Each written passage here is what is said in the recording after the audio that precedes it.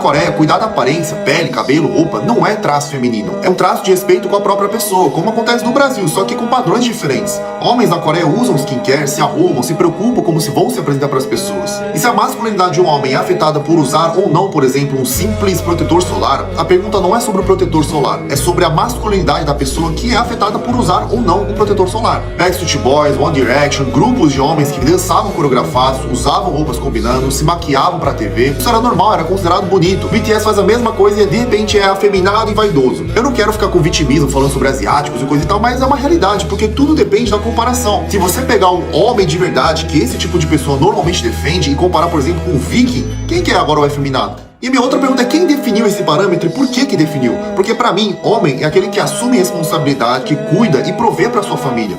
E isso sim é o parâmetro de masculinidade, porque o resto aí não tem nada a ver com isso. Mas eu quero mais a fundo do que o argumento cultural. Como cristão, aprende que Jesus nunca se distanciou das pessoas. Ele andou com pecadores, com coletores de impostos, com mulheres rejeitadas pela sociedade. Em João 17,16 diz que ele estava no mundo, mas não era do mundo. Ele se separou dos valores que diminuem, que excluem, que humilham, não das pessoas. Eu não tô dizendo que o BTS é pecado, nada do tipo, obviamente que não.